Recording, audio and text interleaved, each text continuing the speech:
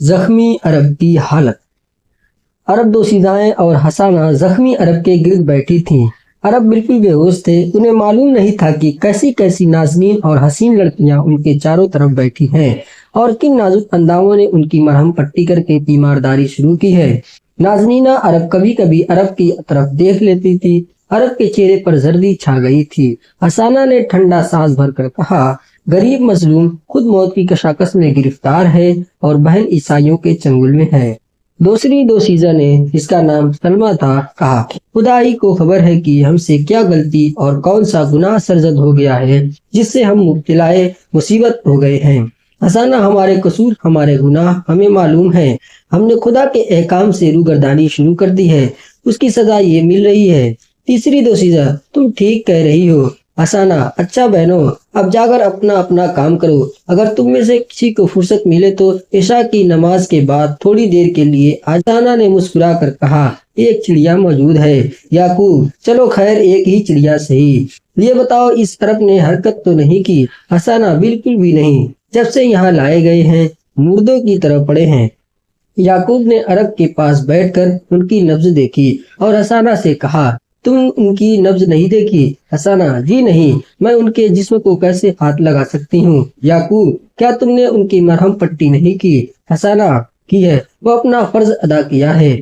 میں سمجھتی ہوں کہ اس میں کوئی گناہ نہیں ہے۔ یعقوب، ٹھیک کہتی ہو، زخمی اور بیمار کی نبض دیکھنے میں کوئی گناہ نہیں ہے۔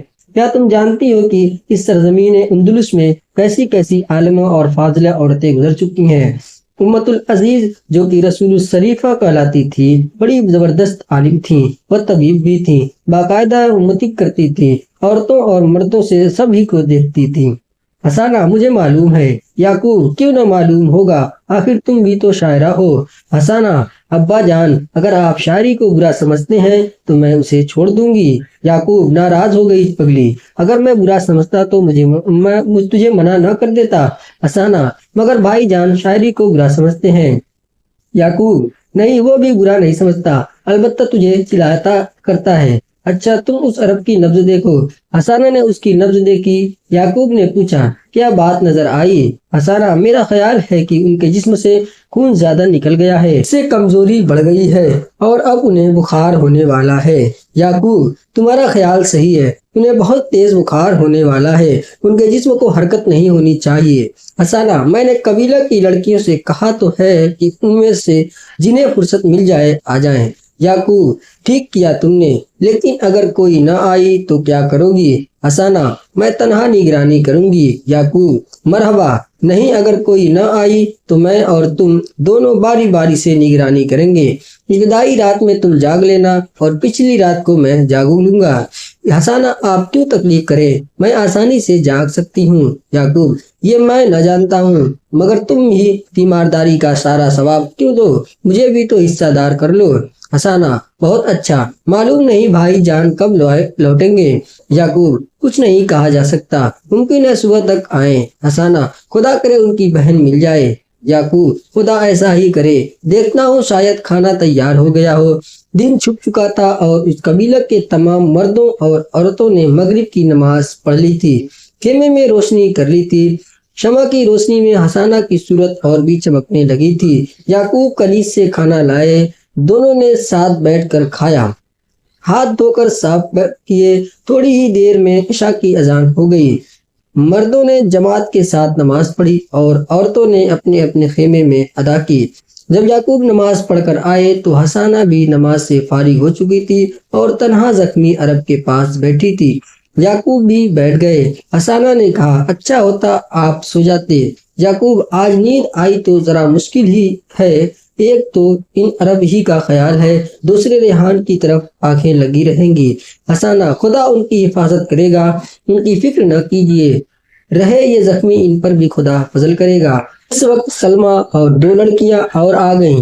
یعقوب نے کہا، تو تمہاری سہیلیاں آ گئیں، اب میں جا رہا ہوں، دیکھو تم سب جاگتی نہ رہنا، باری باری سے جاگنا۔ یعقوب چلے گئے۔ لڑکیاں حسانہ کے پاس بیٹھ گئیں۔ حسانہ نے ان سے پوچھا، کیا تم اپنے سب کاموں سے فارغ ہو کر آئی ہو؟ سلمیٰ، جی ہاں، اور مجھے تو ابا جان نے ہی بھیجا ہے۔ دوسری لڑکی نے کہا، میں اجازت لے کر آئی ہوں۔ हसाना बस ठीक है। सलमा क्या उन्होंने अब तक कोई हरकत नहीं की है? हसाना बिल्कुल नहीं, बड़ी गहरी गफलत में है। सलमा जख्म क्या थोड़े हैं? हसाना और खून क्या थोड़ा निकला है? सलमा इसलिए चेहरा बिल्कुल जर्द हो रहा है जैसे जिस्म का तमाम खून निकल गया है। फसाना न मालूम कितनी दूर से आ रहे थे सलमा, और न मालूम किस वक्त जख्मी हुए थे। फसाना अजब नहीं कि दोपहर के बाद ही जख्मी हो गए हों, क्योंकि उनके कमीज और अबा दोनों के जख्मों से चिपक गए थे। सलमा खबर नहीं बेचारे कहाँ के रहने की हिजरत की है। सलमा ऐसा ही मालूम होता है, जब ही तो बहन भी इनके साथ थी। हसाना मगर किस कदर चाहते हैं ये अपनी बहन को, रूह फरसा अजियत के आलम में भी उसे नहीं भूले। सलमा क्या रेहान तुमसे कम मोहब्बत करते हैं? खुदा की कसम जान छिड़कते हैं तुम पर। हसाना मैं जानती हूँ, अक्सर वो मेरी शायरी पर एतराज किया करते हैं, समझते हैं मुझे उनका एतराज बहुत नागवार गुजरता है और मैं उनसे खफा हो जाती हूँ। हालांकि मुझे उनके एतराज में लुत्फ आता है, मगर मैं पेशानी पर बल डाल लेती हूँ तो मुझे मनाने लगते हैं। सलमा भोली हसाना, वो भी सब समझते हैं, खुश मिजाज है, थोड़ी देर तुम्हें छेड़कर दिल बहला लेते हैं। हसाना अब्बा जान कह गए हैं कि सब साथ न जागें, बारी बारी जागें और उन्हें हरकत न करने दें, उनका ख्याल है उन्हें तेज बुखार होने वाला है। सलमा ये ख्याल तो मेरा भी है, उन्हें जरूर बुखार होगा, हमें बारी बारी से निगरानी करनी चाहिए। चुनांचा उन्होंने वक्त मुकर्रर कर लिए। 4 लड़कियां थी, चौथाई चौथाई रात बांट ली। सबसे पहले सलमा का नंबर रहा और सबसे आखिर हसाना का। हसाना और दोनों लड़कियां वहीं कालीनों पर बैठ गईं और थोड़ी ही देर में सो गईं। सलमा निगरानी करने लगी। उसकी निगरानी के वक्त अरब ने कोई हरकत नहीं की। जब चौथाई रात गुजर गई तो उसने दूसरी लड़की को उठा दिया और वह निगरानी करने लगी।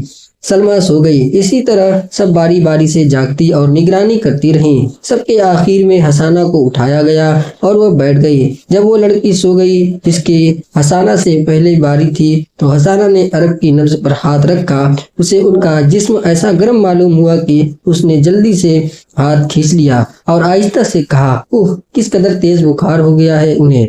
वाकई अरब को बहुत तेज बुखार हो गया था, उनका चेहरा तमतमा रहा था। हसाना को बड़ा फिक्र हुआ। उसने सोचा कि अपने वालिद याकूब को उठा ले। अभी वह यही सोच रही थी कि याकूब खुद अभी आ गए।